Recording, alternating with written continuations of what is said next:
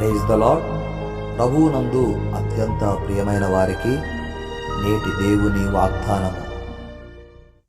నీవు ఆశించిన దానికంటే అత్యధికముగా నీకు అనుగ్రహింపబడును. దేవునికి స్తోత్రం.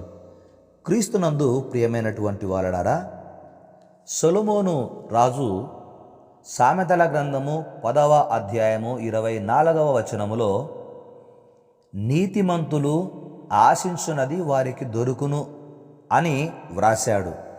నీతిమంతులు ఆశించినది దొరుకును అనే మాట వ్రాయబడినప్పుడు నీతిమంతులకే ఎందుకు దొరుకుతుంది? ఎందుకు అంటే 145వ కీర్తన 17 నుండి 19 చరణాల మధ్యలో కీర్తనాకారుడు దేవుడు ఏమై ఉన్నాడో వ్రాశాడు.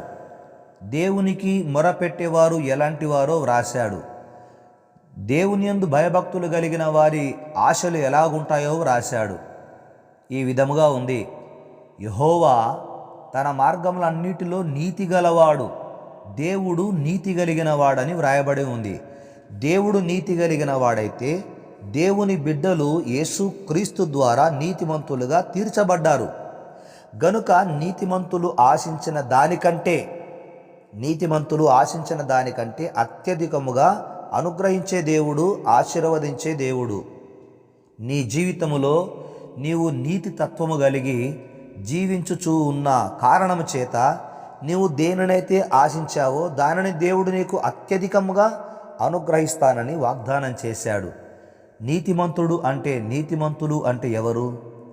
తమది కాని దానిని ఆశించని వారే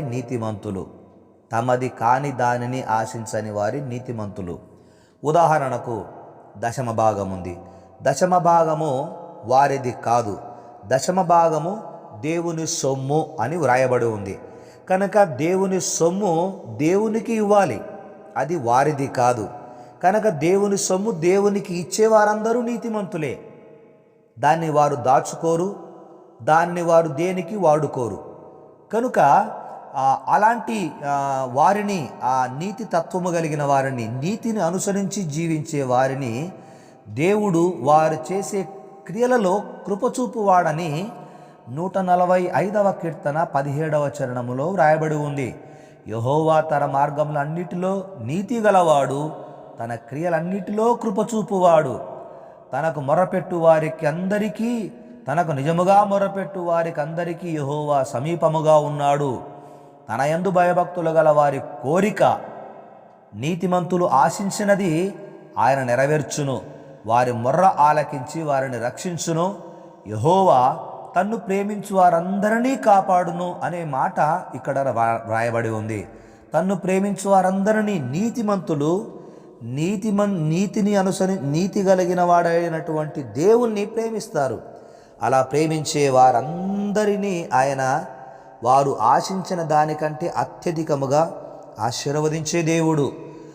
37వ కీర్తన 4వ చరణంలో ఈ విధంగా దావీదు గారు వ్రాశారు: యెహోవాను బట్టి సంతోషించుము, ఆయన నీ హృదయ వాంఛలను తీర్చును.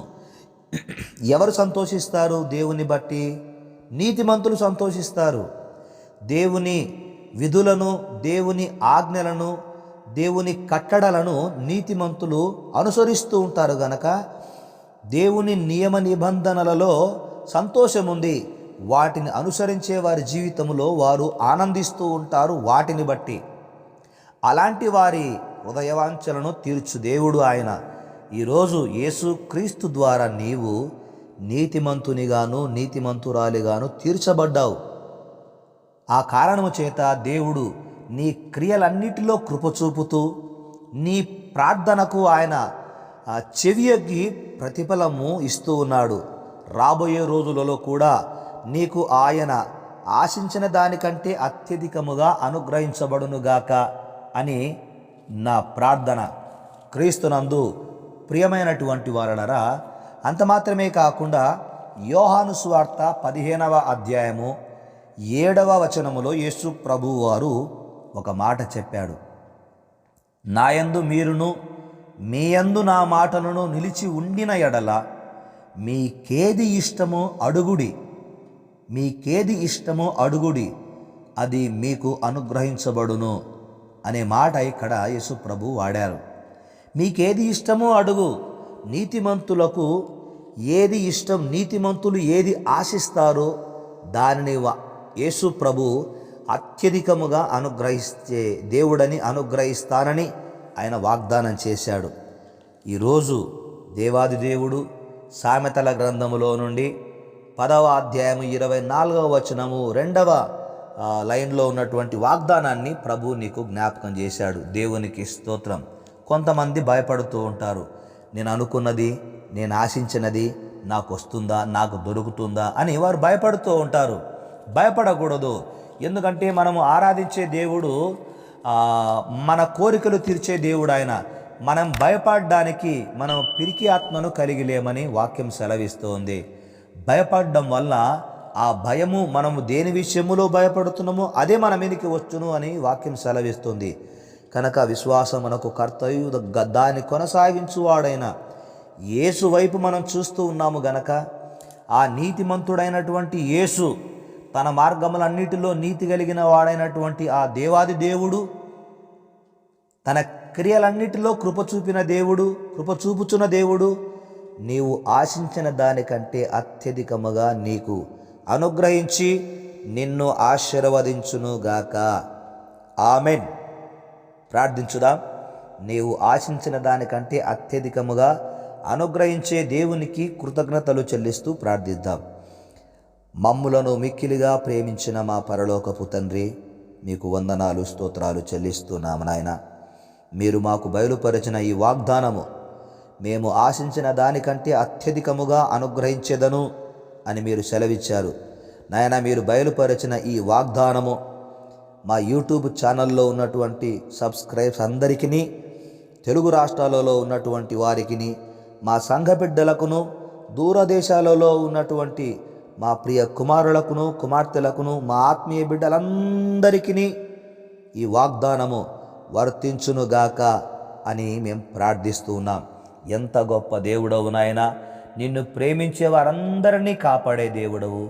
నిన్ను ప్రేమించే వారు ప్రార్థిస్తే వారి ప్రార్థన ఆలకించి రక్షించే దేవుడవు.